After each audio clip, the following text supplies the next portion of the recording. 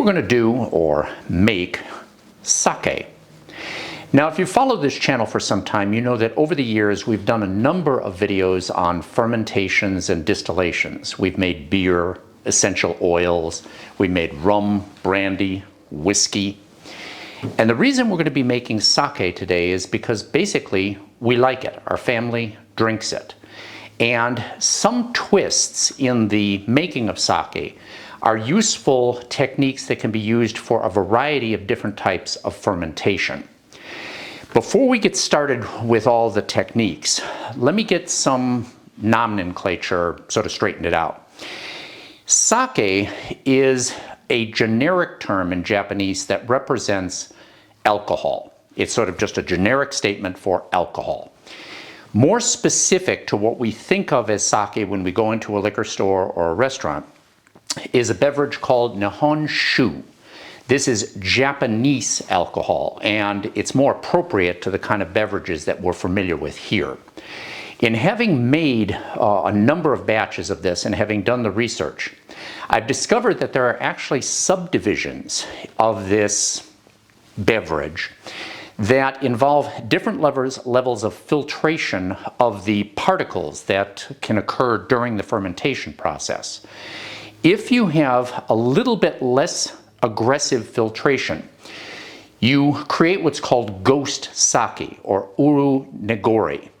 And if you don't filter it at all, it ends up looking like skim milk. It's a white, creamy looking liquid. It's simply negori. Now, with those sort of ideas behind us, one of the things that I discovered in this process is I actually like these more exotic versions of sake more than I like the typical sake that you'll get in a restaurant or a liquor store. Part of the reason is that some of these particles add umami or mouthfeel to the beverage, make it smoother, creamier, and give you a little bit more persistence of the flavor on your tongue, which actually makes it more interesting to drink. It doesn't change the overall aroma or the flavor profile, but it does make it a little bit creamier and a little bit more pleasant. To give you an idea of what that difference is next time you get a sports drink, like say Gatorade or Powerade, take a look at the ingredients list on the back of the bottle. Certainly it has water, it has sugar, it has color, but they also have gum arabic and glycerin. Now, why would they add that? It doesn't certainly change the flavor, and it's going to cost them a little bit more because they have to obtain the components. It's because it gives that sort of smoother taste on the tongue, and the flavor persists a little bit longer. It's a little bit more pleasant to drink. Compare that the next time you have a sports drink and just a cold glass of water. You'll see what I mean. Putting all of that aside, let's just stick with the terminology for sake, with sake, simply because it's easier to say. Now, sake is often called a rice wine for a number of reasons. Number one, it's often bottled like a wine. Number two, it has an alcohol content between about 13 and 18%, which is typical of wines and about double that of beer. And third, it has a light, delicate flavor that pairs very well with delicate foods.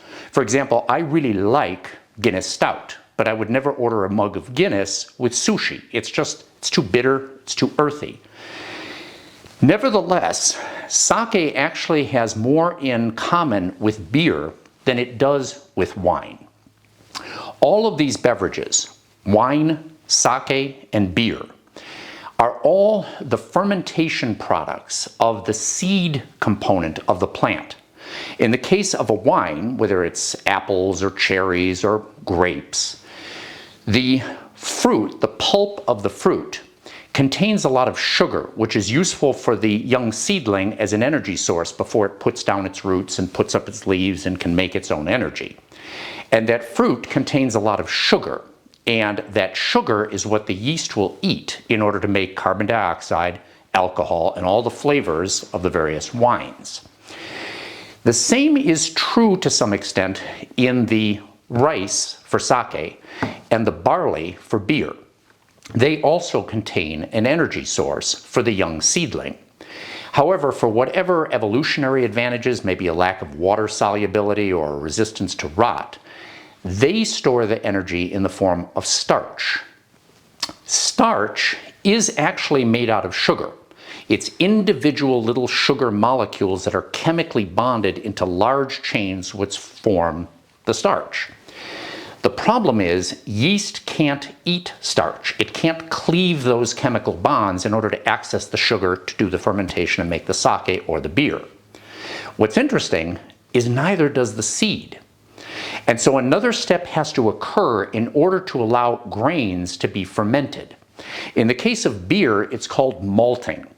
What they will do is they will take the barley, they will put it in large trays, and then place it in a warm, moist environment for 2 or 3 days, during which time the tiny little seed begins to germinate. And in that time period, an enzyme is released that is able to cleave those bonds and make the sugar available to the young plant, or in our case, the yeast. After a couple of days, they will then kill it. They'll either dry it out, or they'll use steam to kill it with heat, or they'll just let it go without water for a period of time and it will stop growing. But it doesn't destroy the enzyme. And the enzyme is kind of like a catalyst in that it is a chemical machine that acts to convert one chemical into another by lowering energy pathways or energy levels or directing certain types of molecular pathways in the chemical reaction. The point is, the catalyst and the enzyme are not consumed in the process. So they will take starch, convert it into sugar, take starch, convert it into sugar, and they can do this multiple times. So if you take malted barley and you place it in a container with some yeast and some water, the barley can be broken down, the starch can be broken down, you end up with sugar and you get beer. But you can also add unmalted barley to the mixture and the enzyme will chew through everything. Now in sake making, the process is a little similar. You'll take the rice, you'll steam it to hydrate the grains. Then you'll place them in large trays and you're going to put it in a warm, moist environment for a couple of days. But before you do that, what you're going to do is sprinkle, almost like you're sprinkling salt over the tray, with a mold, Aspergillus oryzae. This mold will grow in the warm, moist environment that you place the tray into for the next couple of days. When you take the rice out, it looks like a sticky cake of stuck together sticky rice. And if you look at the surface, it looks like a community of spiders has had an orgy. There are millions of tiny little mycelium fibers all over the surface. It looks a little fuzzy. If you smell it, it has a very faint, cheesy, somewhat floury aroma. It's unusual, but it's kind of pleasant. And if you taste it, it's sweet. This is called koji rice, and it can be used in other recipes as well. The point is, the mold releases an enzyme that can again break down the starch and make the sugar available. And so by using the koji rice or the malted barley, we can provide the enzyme that's necessary for converting not only the rice that we're adding, or not only the barley or the rice that we're adding, but any additional rice. So typically you'll add a small fraction of koji rice and then you'll also add some regular untreated rice and you'll get your sake. Now, one of the issues with this is that the malting process and the koji making process is actually more time consuming and messier than the fermentation itself. So you can cheat. In the case of beer making, you can buy cans or bottles of already malted barley. So you can just add them directly to the container, add your water, your yeast, and you got your beer. Saves a lot of time. In the case of rice, you can buy koji rice. The one thing about that though is you don't know how old it is, you don't know how much diastatic or essentially enzyme converting power it has, and it's quite expensive. So you can cheat one more step. If you obtain a yeast, this yeast here, angel yeast, with the little yellow label on it, This yeast comes already blended with the amylase enzymes that's necessary for breaking down the starch in the rice. So we can put the yeast and the enzyme in at the same time in the fermentation and skip the koji making process. It's a real time saver. Now for you real, brewer aficionados, your OCD type of brewers, you might say, oh yeah, but the lack of the koji is going to affect the final flavor. It's not going to be as good. I've done it both ways, and I would say, yeah, there is a little bit more character to the addition of the koji as opposed to just the enzyme for the conversion, but it's subtle. And the point is, what I'm going to show you here is going to be made so simple and so easy that the threshold for you to try this is going to be so low, you're more likely to do this. And if you do like it, you've got the techniques, you've got the equipment, and you decide, you know what, I'm going to take the next step. It's an easy next step. You can go to the koji making process. Not bad. Now, the next thing is the rice. Now, rice comes in a variety of different shapes and sizes. There's long grain, medium grain, and short grain rice. Typically, short grain rice is what is used to make sake. One of the arguments is that short grain rice has a higher percentage of starch per gram of rice. So you're going to get a little bit more product out of your fermentation. On the other hand, the short grain rice costs a little bit more per gram. So these two small effects are kind of working against each other. That's not a strong argument for using the short grain rice. There's a much better one. You see, rice is not just a particle of starch, it's a seed. And so much of the starch is in the middle of that seed, but it is surrounded by a protective sheath that's made up of cellulose, proteins, fatty acids. And in large quantities, these can really make the sake kind of bitter and give it some off flavors. And so what they do is they polish the rice. They literally take the rice, put it in a braiding machine that scrapes the outer surface and removes toward the center the outer layers that contain all of those other components. The way that polishing is sort of rated is as percentages. So for example, if I say I have 90% polished rice, what I mean is I've retained 90% of the rice and 10% has been removed. You can go up to 50% polished rice, which means half of the rice has been removed in the process. Clearly, that highly polished rice is going to be more expensive because of all the waste. On the other hand, there are some claims that using very, very polished rice produces the lightest, most delicate sake product. That may be true, but there are also people that say it lacks some of the character.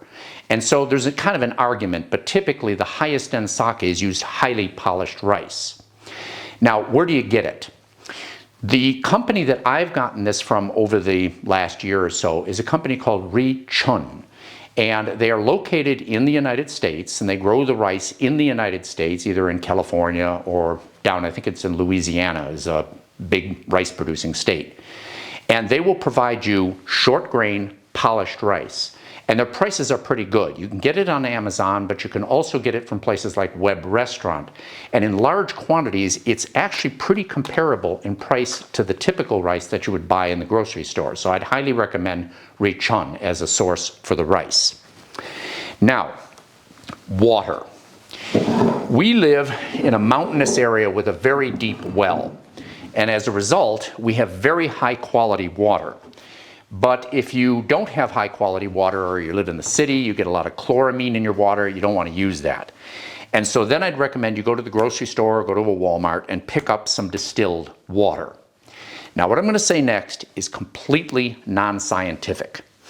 You can go in and pick up a gallon or 4 liters of water for about $1.40, so it's quite inexpensive.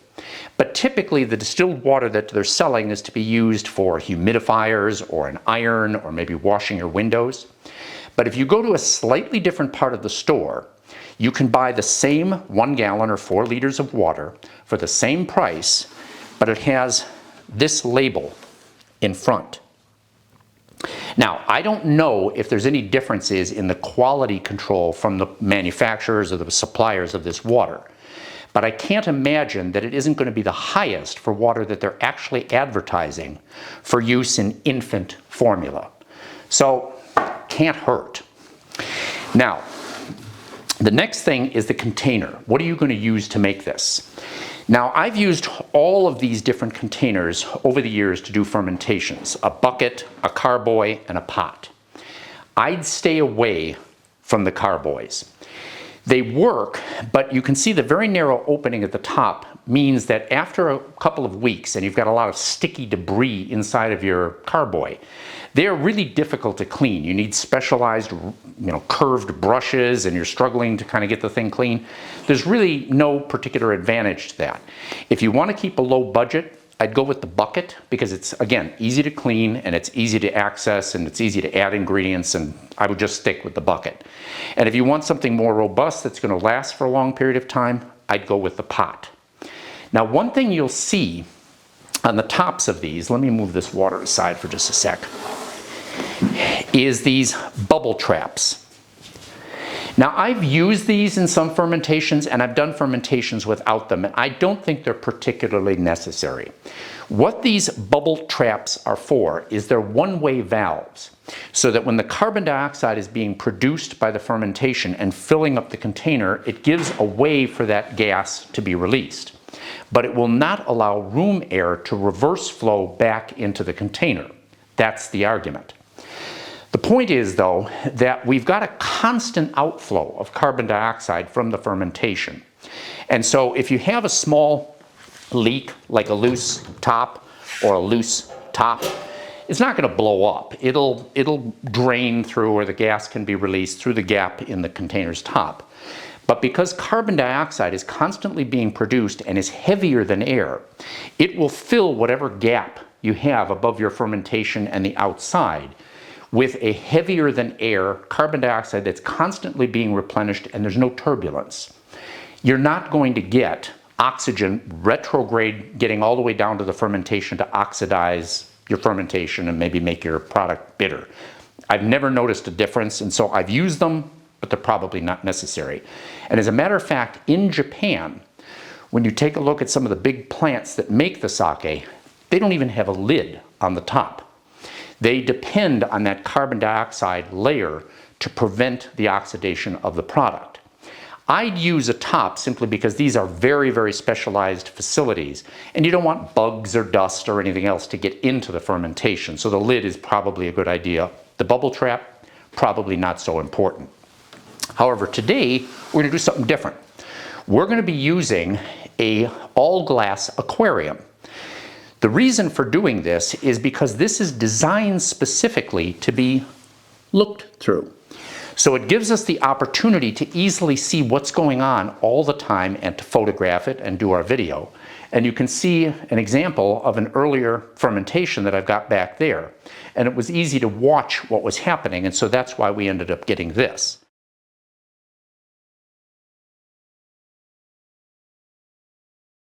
This is a 1 cubic foot, 8-gallon or 30-liter, close enough, container that's good for the size batch that we're going to be making today. Now, temperature. One of the unusual things in fermenting sake is it's probably the coldest fermenting beverage you will ever make. Arguably, the colder you run the fermentation, and therefore the longer, the richer and more complex the flavors that the yeast will develop in making the sake. They can actually do fermentations, and do fermentations in Japan, at temperatures all the way down to 45 degrees Fahrenheit, which I believe is about 7 degrees Celsius. This is not much above the temperature of a refrigerator and is very close to the survival temperature or the operating temperature of the yeast. I have done the fermentation at reduced temperatures in this room here during the winter, where I simply close a duct down. I can get the temperature down to about 55 degrees. Doing so, I'm still going to have about 1 month of fermentation instead of maybe 30 to 40 days at the even lower temperature. Does it make a difference? It's a small difference. It does make the flavor a little bit more interesting, but it's a subtle difference. And if you don't have the room or you don't have the time, or you're thirsty, and you want to speed this up a little bit, you can run this at a little bit elevated temperature, say around 75 degrees or about 24 Celsius. And the way I do that is I need to provide a small heat source to keep the mixture at a stable temperature. Now I know some of you out there are thinking, oh, I know what you should do. It's like, no, I tried that. An aquarium heater is not a good idea. It is a concentrated heat source, and as a result, it will scorch your rice. So don't do that. A much better, more effective way to do that is to use a heating pad, like the kind that you'd put on a sore muscle. Don't get the fancy kind with the temperature controls and the timers or anything like that. Just a simple on-off switch. And then what you'll do is you'll use a temperature controller like this unit from Inkbird that we got for about 25 bucks on Amazon. You place the temperature probe inside the container, plug your heating pad into the output, and then you can digitally set the temperature to whatever you want. In addition to that, I place the container on a little foam pad just so that the heat that we're generating is going into the tank and not just being wasted warming the bench. Now,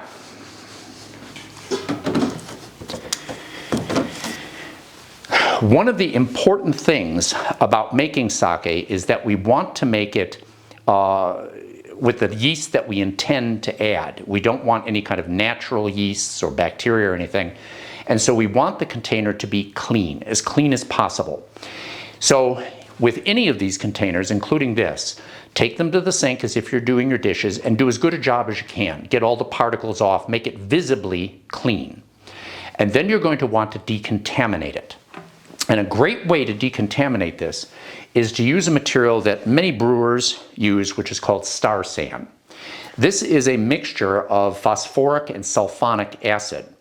And you'll take just 1 milliliter of this and you will add it to 1 liter of pure water.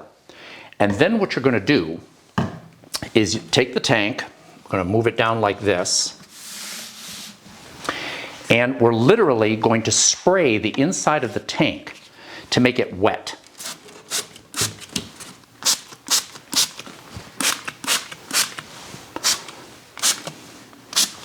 And any tools that we may use in the process will give it a little bit of a spritz. Now this will do its magic over about 20 or 30 minutes. As long as it's wet, it's doing what's necessary in order to kill any natural yeasts and bacteria. So we're going to give this about 20 minutes to do its thing, and during that time you could certainly click off and take a look at one of our other videos. I'll see you in just a sec. Okay, it's been about almost 30 minutes, and you can see there's a little bit of pooling. You want to dump that out. But you don't want to wipe the inside, because anytime you introduce another material, like say a piece of paper towel, there's a chance of contamination. And the amount of retained liquid or sanitizer in here is so small because it's extremely dilute and we've only got a few milliliters in here. It won't affect the yeast, it won't affect the flavor, it won't hurt you, it'll just keep us safe. So we're going to go ahead, put this back up here, and then we need to start the process. Now first, we're going to add the water. Now the mixture or the recipe here, we'll put it in the description below the video, but it's not very critical. We're going to use 2 gallons of water. You could use 8 liters, doesn't really matter.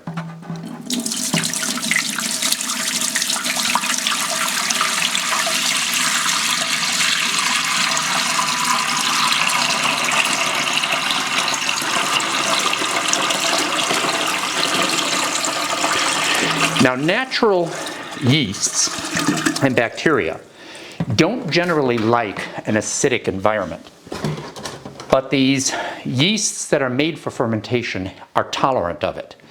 And so what we're going to do is we're going to add a small amount of an acid to bring the pH down here to around 5.5 or so, so very mildly acidic. You can use citric acid, lactic acid, or in this case, tartaric acid. They're all edible and they're all fine.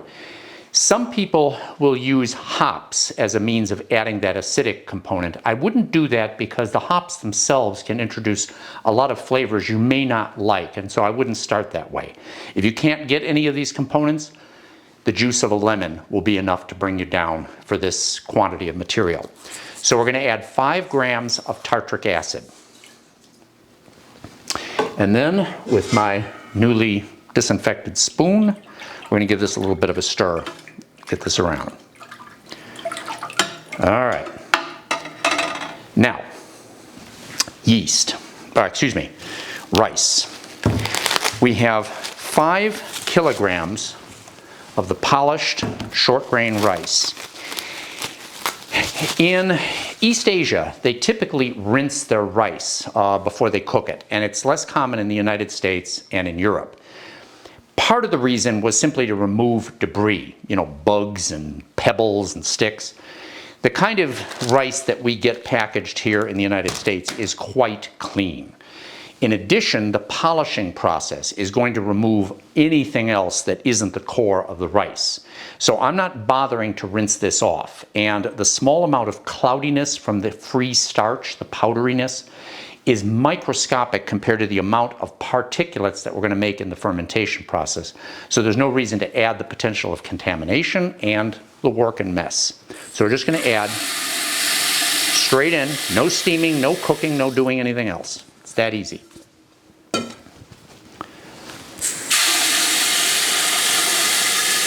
I like easy.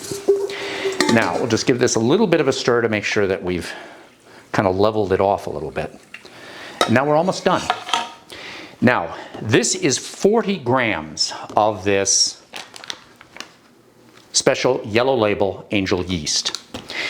And even though we haven't invested a lot, it took some time to clean this out. We do have the rice, and I would rather not add dead yeast. I want to make sure that the yeast that I'm going to be adding to this is viable. One way to do that is to take, say, about 100, 150 milliliters, 4 to 6 ounces of tepid water, room temperature, a little above, not above body temperature. And to that, I'm going to add 5 grams of sugar, just table sugar.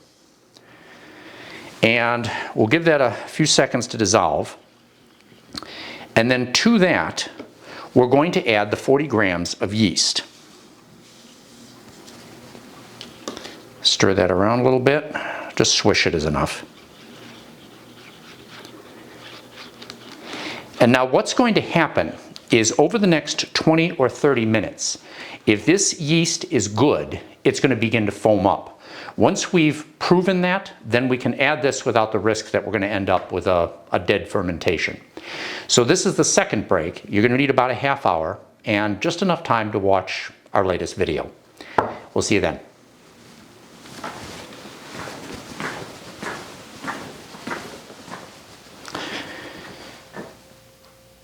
This looks good. You can see all the foam at the top. This is very active yeast, so we're in good shape here. So I'll just give this a stir, make sure there are no clumps remaining. And then we're just going to add this to the tank.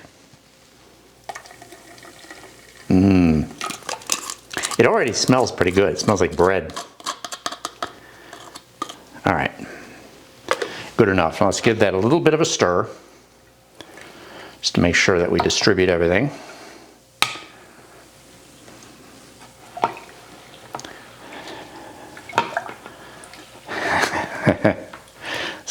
Porridge.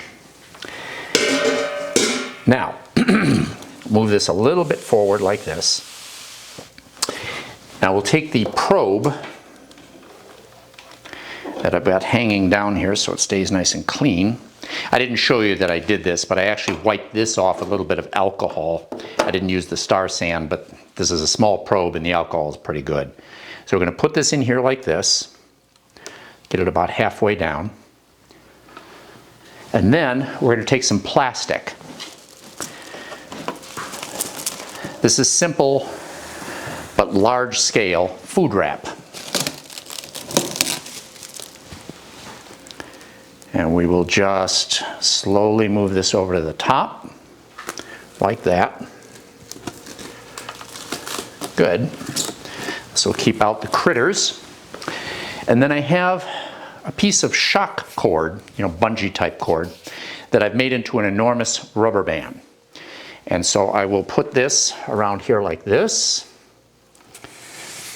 Give it a little bit of a twist. Repeat the operation here, here, and here. And you're done. Now we got to wait about a week to end up getting this with the temperature set up to 75 degrees Fahrenheit. Plug in the heating pad, and we got to wait. In about 6 hours, you're going to start to see little tiny bubbles being released because the yeast is beginning to do its thing. By tomorrow morning, this is literally going to look like you have it on a stovetop. It's sizzling. You can actually hear the bubbles. They're coming up like crazy. After about 3 to 4 days, you'll start to see that rate of fermentation slowly begin to drop. And after about 7 to 9 days, you're not going to see any more bubbles. You've basically completed the operation, and then you're going to be ready for the next step. The second part of this video is going to be how we turn this, which is about 10 days since its start. And we're going to show you how to handle it, how to bottle it, how to filter it, and basically how to turn it into a drinkable beverage. So we'll see you in just a little bit. Okay, so how do I turn this into drinkable sake? Well, I took the container that we just filled and I moved it over to its fermentation zone over there. And then I took this container that has about 10 days under its belt and mounted it on the table on a little elevated platform because we're going to be doing some siphoning, so we need a little bit of a head of pressure. And then I placed this board underneath the one side of the tank to tip it in order to increase the depth of the liquid on this side to help facilitate that siphoning. Now, one of the other things you will probably notice is the 3-level effect here. Even though all of the rice particles are denser than the liquid, nevertheless, there is so much carbon dioxide in solution that it can form little bubbles on some of these particles and actually float them or levitate them up to the top. That's not going to prove to be a problem. We're going to be making all 3 forms of the sake. We're going to be making the Nihon Shu, which is the clear, super clear stuff that you're probably mostly familiar with. We're going to be making the Ushu Nigori, which is the ghost or cloudy sake, and then the truly milky white liquid, which is the straight Nigori. And because during the fermentation process, we got some layering effect here, it'd be nice to take advantage of that when we take this out. So we're going to take it out in layers. Let's get started. Now, I'm going to start out with a little pot here and take off the lid. See if I can do this without snapping it in my face. Put this up here and take off the top. Man, that smells good. I just need a straw. Okay. Now the first step is we're going to take a spoon and we're going to scrape off this upper layer of liquid and place it through a screen to remove most of the particles. Now it doesn't matter that I'm getting some of the liquid in the spoon, because really the only purpose for doing this is to remove more of the rice particles. That makes it easier for the siphon to work. It doesn't plug up. So we don't have to do a perfect job up here. We just want to reduce the particle load. Man, the smell. I think you could get drunk just making this stuff. So anyway.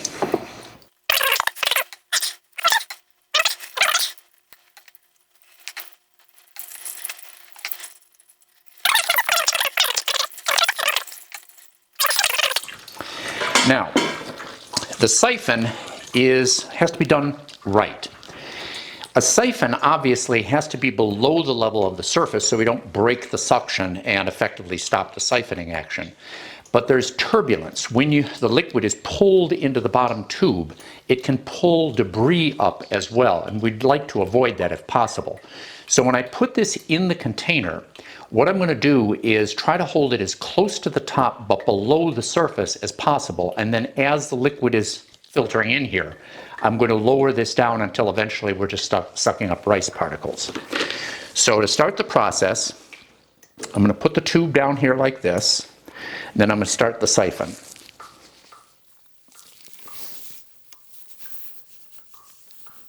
And then rinse off a little bit of the saliva.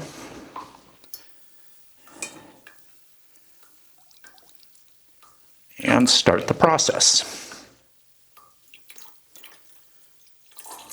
See that dripping in there? And then I'm just keeping an eye on the level inside the tank.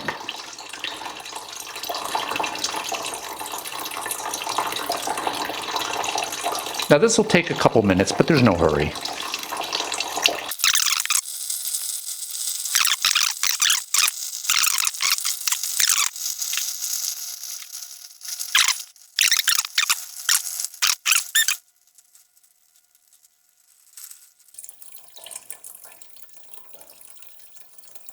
Okay, that's about it. I think we're sucking up a lot of rice. So we're going to stop this now.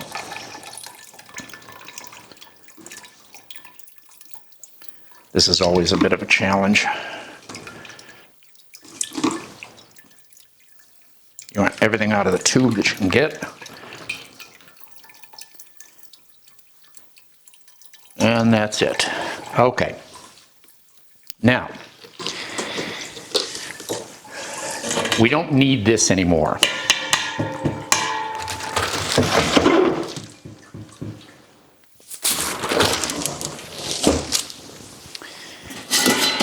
Now, the next step is going to be to put this in some bottles so that you can get a better view for what this looks like.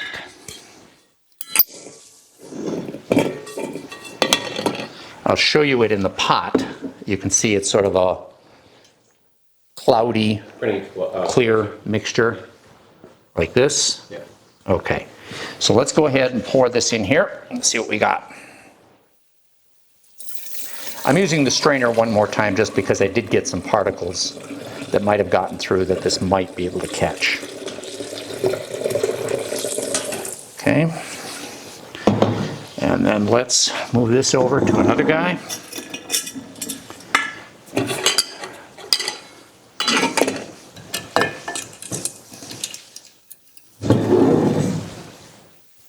And finish what we were doing.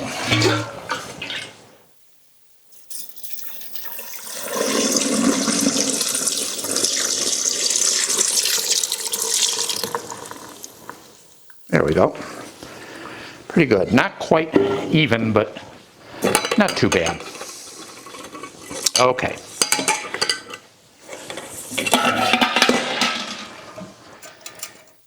Now we got to get to the heavier mixture. Another strainer, bigger one. And now we're going to use our scoop to get some of this liquid out of here. Eventually, I'm just going to pour it in, but we'll start this way.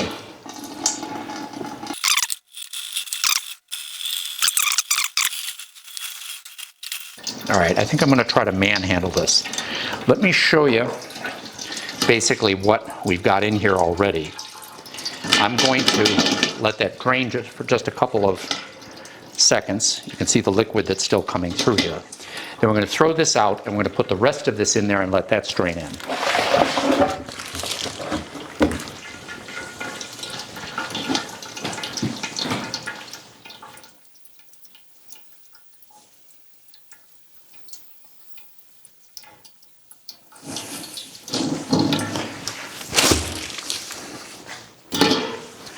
Now, is this going to be too much? No, not really.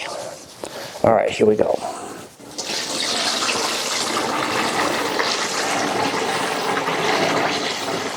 Don't you love science?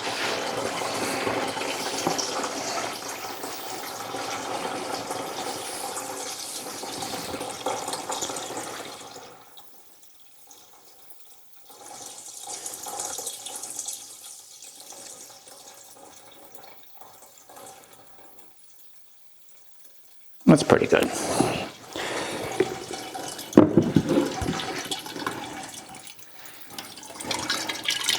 Now we'll give that about a minute or so to continue draining because I don't want to throw away any liquid that I don't have to. And then we're going to put this into additional bottles.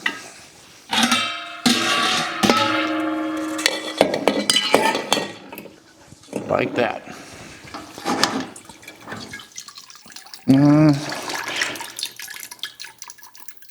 Bear with me.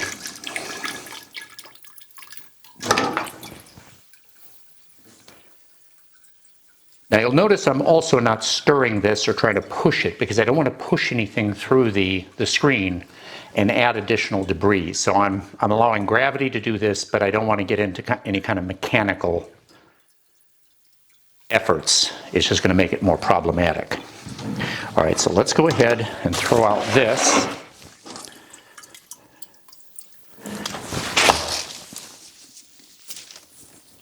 Okay. Now let me show you what we got here. You can see that this is much milkier. It has a lot more particulates in it. And so we're going to go ahead and add this to this bottle so you can see what it looks like in the glass.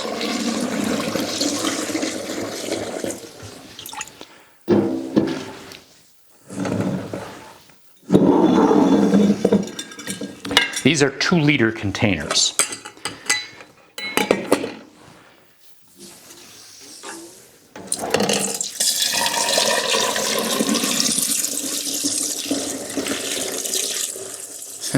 Wouldn't you know? All right, let's add the rest of this. That's a little better. Good thing I'm not obsessive. Now, you can see the obvious difference in the material that was taken from the bottom as opposed to the material that was taken from the mid-level. Clearly, much milkier. Now, the question you're going to ask is, what's next? Well, actually, not very much for a little while. Go ahead and take your container and clean it out. If I was doing this and it wasn't on video, I'd probably take a little bit more time just to try to get a little bit more of the liquid out of here, but I've made the point. Nevertheless, clean this out, wash it, and get it ready for your next fermentation. Then get any equipment that you're not going to be using in the next steps off of the table, free them up, and then you're going to do nothing. You just cap the bottles and wait. Leave them on the bench overnight, and you're going to come back about 24 hours later. At that point, what you're going to do is you are going to separate some of the pre-components before we get into the more heavy grade filtering that we're going to cover next. Okay, it's been 24 hours.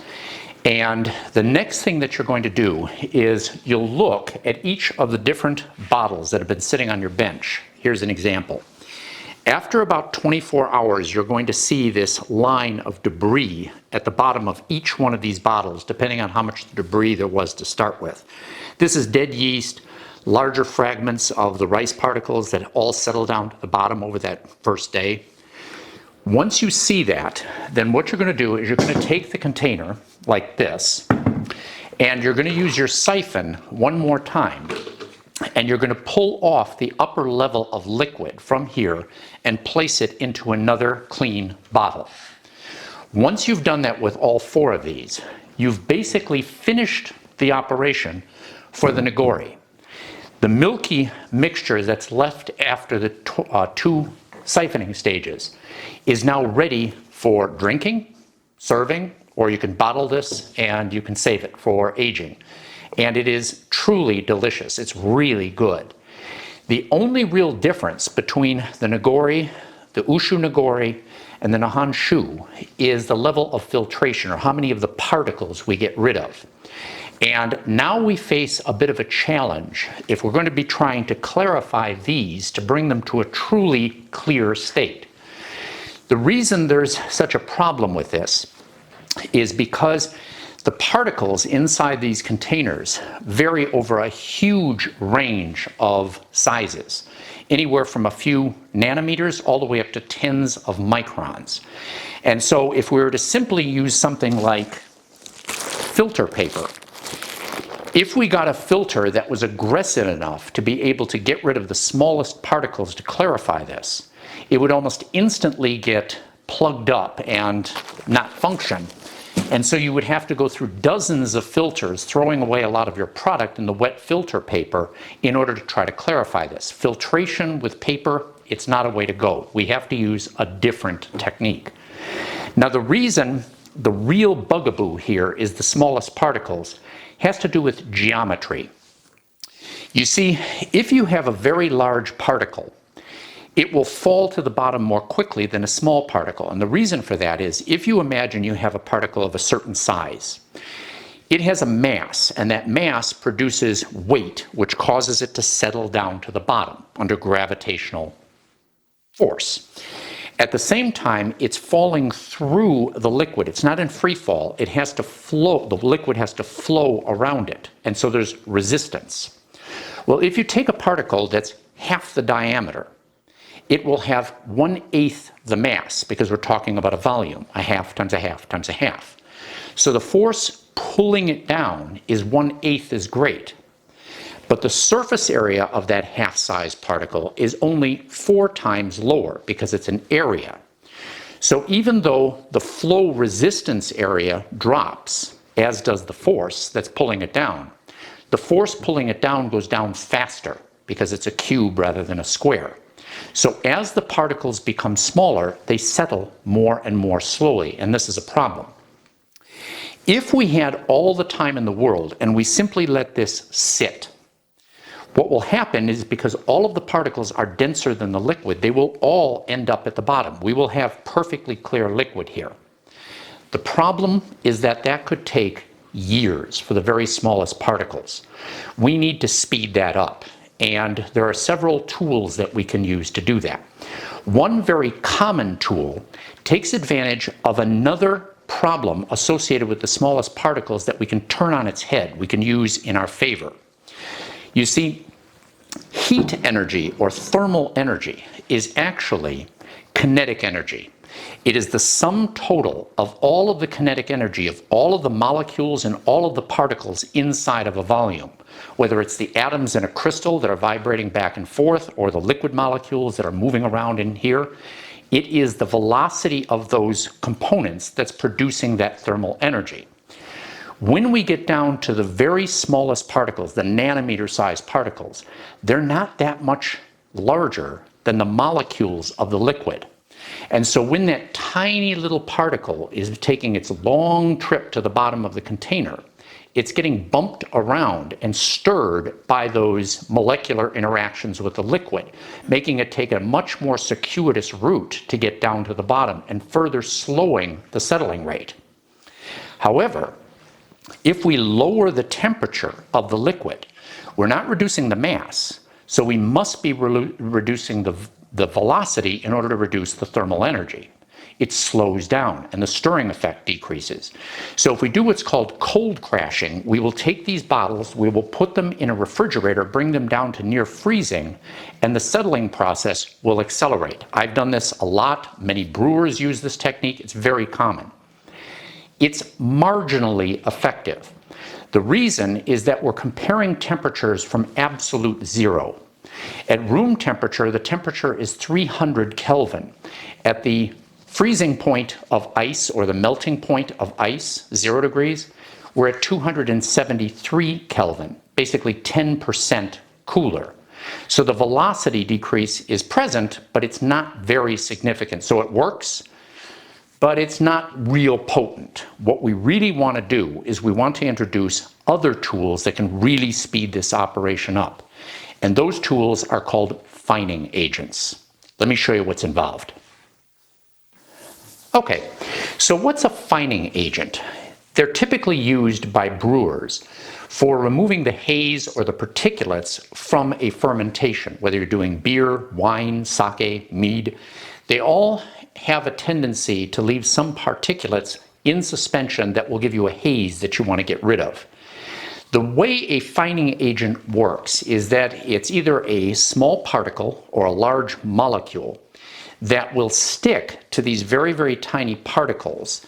And as they stick to this larger item, they build up a much more massive system, which will then sink to the bottom of the container more quickly than the individual particles would alone. Almost all of the tiny particles in any kind of a fermentation will have some residual electrostatic charge, sometimes negative, sometimes positive. In sake, it's primarily negative.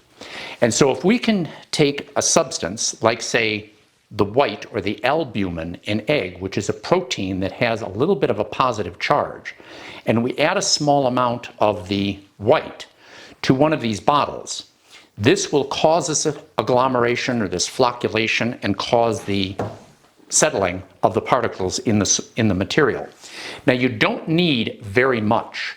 One egg like this would be enough to do about 20 liters of clarification. And the way you handle it is just separate the egg, take the white, mix it in with an equal volume or slightly more water, and just shake it up so that you get all of the albumin broken up and solubilized. Then pour it into one of your bottles, shake the bottle up to make sure it's distributed, and then put it in your refrigerator. You may as well take advantage of cold crashing at the same time. Another technique that will work very effectively with positive proteins and negative particles is gelatin. Gelatin is made up from pork bones that have been ground up, and the collagen protein, like albumin, has a slightly positive charge. And so it too will stick to the negative charges and cause a more rapid settling. The way you deal with the gelatin is that you need very little of it. These little packets that you get from, say, like Knox gelatin are about 7 grams each. You need less than a gram for a 2-liter container like this. And don't worry about using too much. It's not going to hurt anything. But if you take, say, a single gram of the gelatin and put it in some cold water, maybe about 100 milliliters of cold water, and just swirl it around so you break up the clumps, then place this in the microwave a couple of sessions until it gets warm enough that it completely dissolves and it's completely water clear. Then take that, put that into your jar, stir it around a little bit, and put it in your refrigerator, and it too will work. Another technique is to use a fining agent called bentonite. Now, this is made from clay, literally sterilized clay, and it looks a lot like gravel, very fine gravel. You take a gram or 2 of this for a couple of liters, maybe about a gram a liter or even less, half a gram would be plenty. Put this in about 100 milliliters of water and stir it up, and what you will end up with is a gray mud. It looks pretty disgusting. You put this into there, stir it around a little bit, put it in the refrigerator, and cause it to settle. You'll see why this bentonite, or you'll now understand why this bentonite actually doesn't work very well. The reason is this works on positive charges. So it's good for some things like, say, mead and maybe beer, but it doesn't work very well with sake. And that's why this example that I had showed you before is also from the same batch that has been in the refrigerator for 1 week, like all the rest of these have, but minimal clearing compared to where we started. So bentonite is not a good choice if you're going to be trying to clarify sake. My very favorite of all of the fining agents that I've ever tried is a 2-part or 2-component system, this super clear. These little packets, you can get them on Amazon, are enough to do a whole 20-liter or 6-gallon batch of beer or any other type of material that you're fermenting. So for this 2-liter container, we're only going to be using a very small fraction of what's in this kit. What's in the kit is 2 components, quisosol, which is the first one here, and chitosan, which is the second component here. Quisosol is a sol form or a dissolved form of silica, and it has a strong affinity for negative charges. You'll only need to use about 1 milliliter of this, place it in the container, and then don't do anything. The quisosol will attract the negative charges that are floating around in suspension here and begin settling. And then The recommendation is at least an hour later, you'll add the chitosan. I found 12 hours is optimal. Do this in the morning and then come back and you're going to do the second component. The chitosan, which is made up from the ground up shells of shrimp, seafood, seashells, has a protein in it that will attract positive charges. It takes care of the other component. And that's why we're separating them, because you don't want to put the negative and positive poles of a magnet together. We want the chitosol to be doing its thing and kind of settling down before we add the chitosan. Here's how well this works. All of this is 1 week in the refrigerator with these different components. These two here are examples of using just the chitosol, just the negative charge removal. And you can see you get excellent clarity compared to any of these other techniques. When I then added the chitosan to the mixture about 12 hours later and gave it another week, you can see that this is absolutely clear. You could read a newspaper through this. This is excellent. And I like the fact that because these come in these little containers or these little pouches, you're not going to lose track of a bottle or use way too much because you forget the formula. It's right on here and it costs about, I don't know, $1 a piece. So you could do about 7 batches of sake for $1. Not a bad deal. Now, one thing that I did not mention here, and I'm sure you've noticed, is the color. Often when you get sake at a restaurant or in the liquor store, it is colorless. Now, most beverages are actually not colorless. They have color, wine and beer. But if you're familiar with the clear and you do not want the color, this sort of straw amber color, there's a way to get rid of it. And I'm going to show you that next. All right, now, in order to get rid of the color, we can use an interesting surface effect with activated carbon. And it is frequently used to clarify a lot of different beverages. And it is truly a remarkable material. What they do is they take literally coal and they heat it up to about 1,000 degrees Celsius. And it fractures the individual carbon layers to create a truly extraordinary surface area. And when I'm saying extraordinary, I mean really extraordinary. A single gram of activated carbon has a surface area of 3,000 square meters. And for you imperial people, 1 pound of activated carbon has a surface area of literally a square mile. This enormous surface area allows even very weak interactions with chemical compounds to accumulate a fair amount of those compounds within the carbon and remove them. Now, this is a very potent technique, and so you have to use this somewhat judiciously, because if we overuse this, we can pull not only the color out of here, but we can pull a lot of flavor out. If we use it carefully, we can remove sharp flavors and color and leave behind a milder, more interesting, very rich flavor. So it has to be done well. And what I would do is I'd start low and work up. Now, typically the recommended amount is between 20 and 60 grams of activated carbon per liter of the liquid that you're going to be trying to filter. So I'm going to be working with about 2 grams here because I'm going to be dealing with about 50 milliliters. The way to do this is we're going to take some of this slightly less clear sake, and we're going to place this into a cup, and we're going to try to put in about 50 milliliters or so.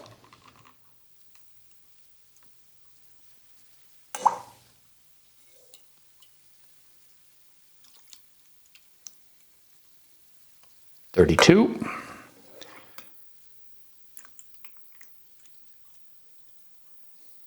$47.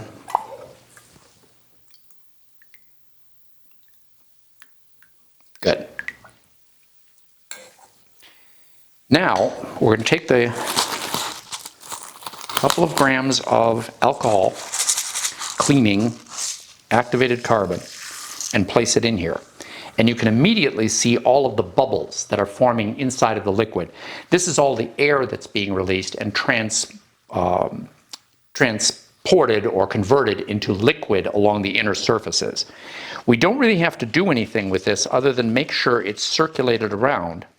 And I would give this a couple of minutes for all of the bubbles to die down so that we make sure that all of the surfaces of the carbon have had contact with the liquid. That will take you a total of about a minute, 2 minutes. You could wait half an hour, but you're going to be done pretty much in just a couple of minutes.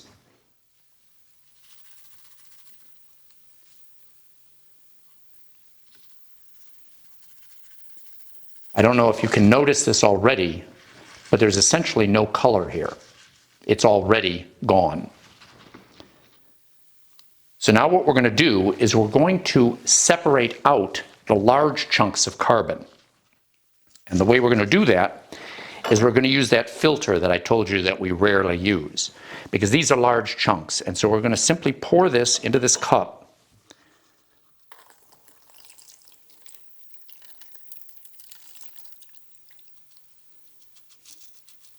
And allow the liquid to drip through.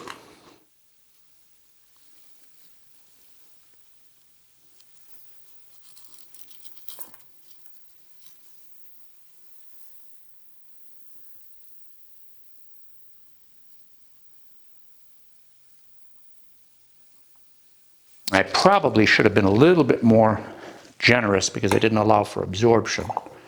So I'm just going to add a little bit more. It's not going to hurt anything.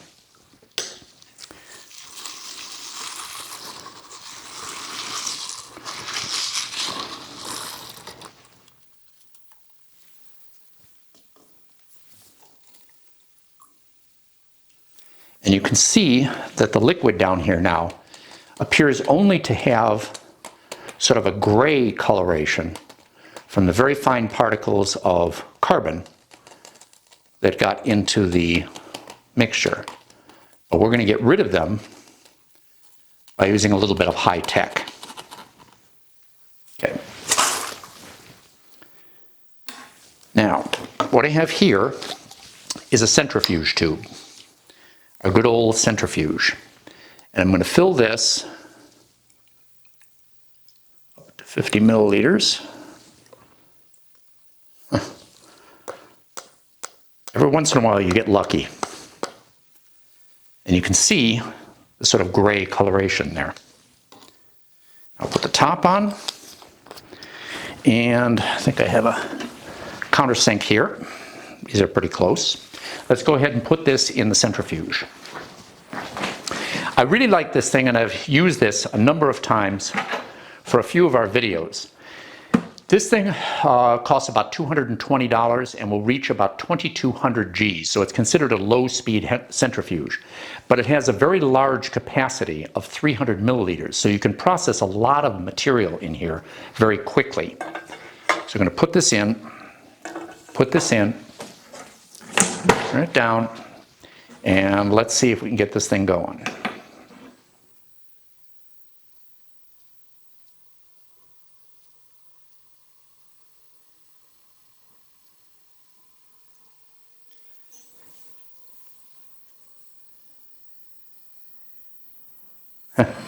I love this thing. Now we're going to go up to 4,000 RPM on this, and we're going to give this about 15 minutes. Half the time I have set here.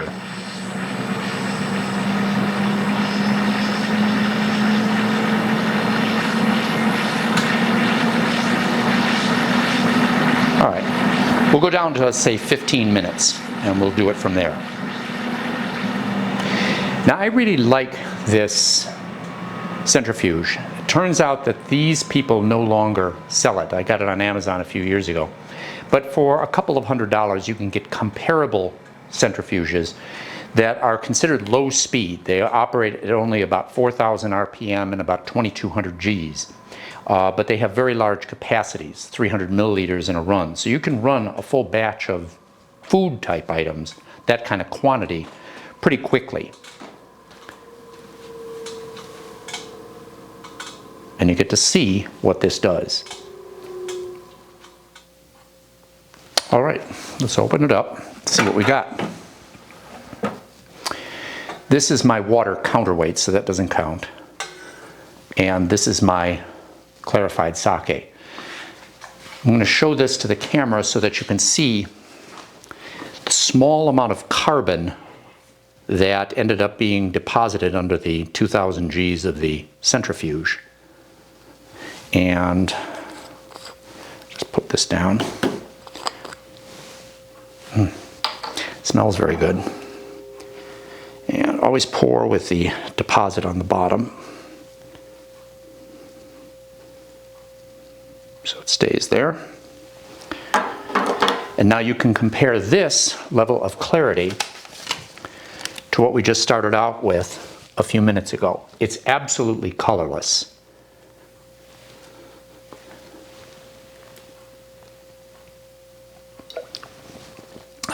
But it's still delicious. Now, one of the things I would warn you about with using the activated carbon is that you can overdo it.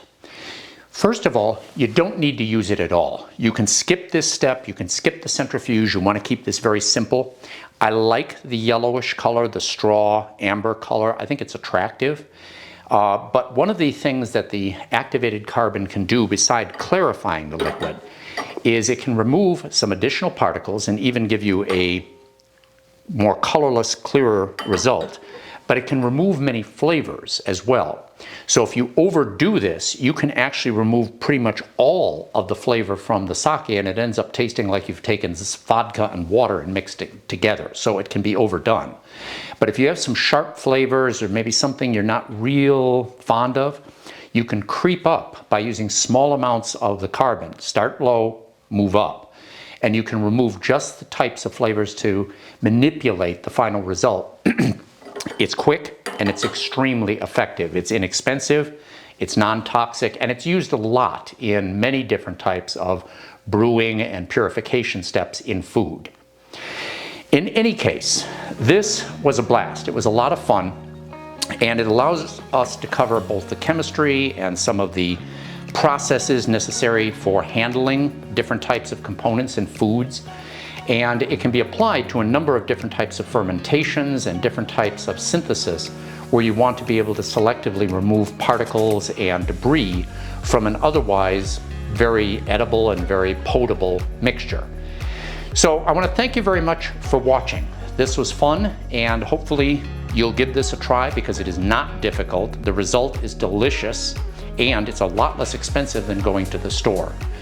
So if you like what we're doing here and you want to see more of this kind of content, put it in the comments section below. I read them all, and any one of the comments where I think I can give some interesting feedback, I will answer those comments. Also, if you like what we're doing on this channel and the mix of types of videos that we do, please consider subscribing because it helps out the channel by broadening out our reach, showing what our content is to a larger audience, and potentially with a larger channel we can afford to do more. And if you really want to support the channel, take a look at the Patreon page. We can use the additional funds to finance the equipment that we need for many of our videos. So I want to thank you very much for watching. Stay safe to the extent that you don't want to drink with this stuff and drive, but other than that, stay safe, have fun, and we'll see you soon.